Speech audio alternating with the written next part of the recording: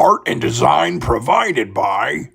It's another week, another comic collecting Clash of Champions. Welcome back to everybody who's showing up every week. This is a really fun thing for me to do, to include all of my friends. So I appreciate everyone who clicks. I appreciate the subscribers. You guys are the best. But before we get into the next match, we have to do some housekeeping on who won last week's Clash of Champions. So let's hear from our winner, shall we? Thank you for all the support. I appreciate it. It was a tough bout, but your votes have helped me win through against the rack. Take care. And we don't like to use the word loser around here, so now let's hear from our... I'll think of a better word. Savor your victory while you can, because right now I'm using this defeat to train harder, to read more. So when that next opponent gets in the ring, you will face the rack, and you will face an utter and complete annihilation. Woo! Now, on to the big show. Live from the 5th grade science test you struggled with, it's the comic collecting Clash of Champions. I'm your host, Ricky, and tonight we have two brand new contestants who are thrilled to try and be your comic collecting champion for the week. Who will win? Who will lose? Will you remember the function of mitochondria? All that and more on tonight's episode of C4, the comic collecting Clash of Champions. But first, let's meet our contestants. They don't call him Immortal because he's been alive for 1,000,000 years. They call him Immortal because no matter what comes his way, you just can't kill the sumbitch. It's the Immortal Biggie Shaq. How you feeling tonight, Biggie? Finally, the immortality has finally made it to the Clash of the Comic Book Champions, dude. And I've been seeing this Bigby McFly flying all around the future and the past, dude. He wants to come at your boy. But we got some bad news tonight, because I'm going to lay a couple leg drops into him, man. He was at the signing of the Bill of Rights. He saw firsthand the Hindenburg fall, and he even had a date with Cleopatra. It's the time-jumping jack of all trades, Bigby McFly.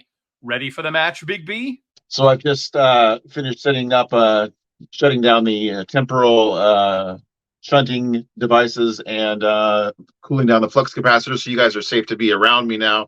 Hopefully you guys didn't get within like 10 feet, right? If you have an unexpected urge to say the word codswallop, let me know. I've given our two fighters 5 prompts that they can only answer with comic books they actually own from their own collections. And stick around for after the match, and I'll tell you how you can vote to specifically choose who won this week's comic collecting Clash of Champions. Now, without further ado, let's get started.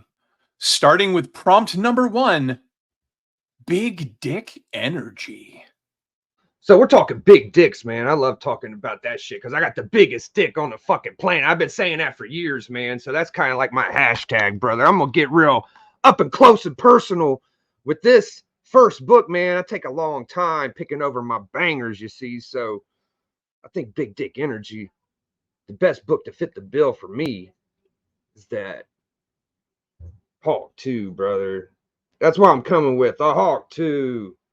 Ah! Tales of the Teen Titans, number 44. From DC Comics, July of 1984. From the legendary creative team of George Perez and Marv Wolfman. Facing off against Deathstroke the Terminator, the Titans are in need of some big dick energy. Dick Grayson doesn't disappoint by shedding his little dick persona of Robin and embracing the big dick energy of Nightwing. The match just started and we've already seen 2 dicks. Will there be a third? I hope so. Coming at you with prompt number 2, it's trashy yet sexy. Tank Girl, number 1, Dark Horse Comics, May of 1991. Written by Alan Martin and drawn by Jamie Hewlett. Tank Girl is set in a post-apocalyptic Australian outback, filled with beer, mutant kangaroos, bikinis made from missiles, guns, and more beer. She's a badass chick and truly trashy yet sexy.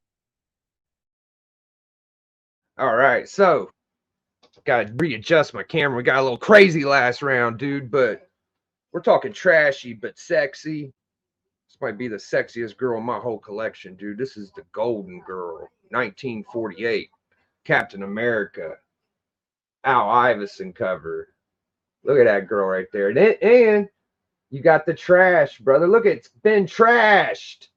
Trash girl, dude. So that's my book for this round, man. We know how they feel about dicks and sex, but how will they respond to boundless love?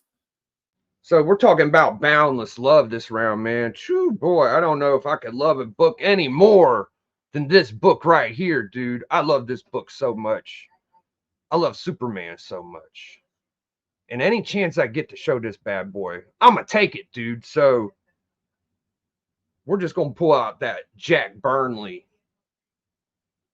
Superman 23 because I just love it so damn much. I don't know if I could love a book anymore, dude.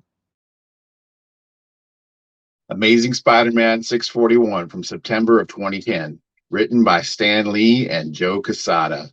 This issue features a cover by Paulo Rivera portraying the boundless love between Peter Parker and his true love, Mary Jane Watson. The negative space seems to amplify the infinite feeling of boundless love. We've only got 2 rounds left, folks. Our fighters look tired. How will they respond to the second to last round? God's away on business. Meet Jesse Custer, a small town preacher who is struggling with losing his faith. Unbeknownst to him, he is granted the voice of God and has the power to have anyone do whatever he says. Carnage and chaos ensues. Think Bruce Almighty, only 1,000 times more gory and violent. Joined by his best friend, a hard-drinking Irish vampire, and his girlfriend Tulip, Jesse sets out to find God, who's on vacation, and have him take his voice back. God's away on business, man. I like this category.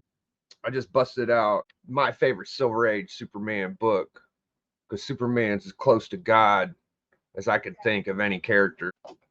We got that action, the beauty of a book, the gem of all gems, 242, looking godly up there, Brainiac, Superman, Kurt Swan, gorgeous. I just love this. Final round, folks. This is it. How are they going to respond to the undisputed champ?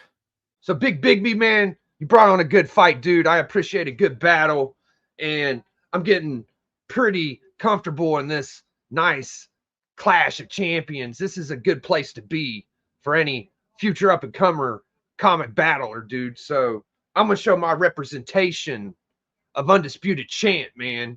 We like to wear the gold in NWO, brother. Going down Santa Monica, big old engines. Boom, boom, boom, bang, bang. So we're busting out my Avengers 1, Jack Kirby, the King, undisputed champion. No one does it better. No one can do it better. Just like the immortality, man. You're undisputed champ. Biggie Shaq, it's been an honor to step into the ring with a legend like you, but there can only be one winner. And I'm bringing my heat here with Superman number 233 from DC Comics from 1971 with a cover by Neil Adams and drawn by Kurt Swan and written by Denny O'Neil. The undisputed champ, Superman, the one and only, the original OG superhero, Superman busting loose. He is the undisputed champ. And with that, our match draws to a close. Remember to subscribe to this channel and the channels of all our amazing contestants. Now, head on over to the All Sorts of Words community page and let your voice be heard by voting on each winner of each individual category. Then, on the following Monday, when the votes close, I'll tabulate the results and on the next Clash of Champions video, announce who won this battle.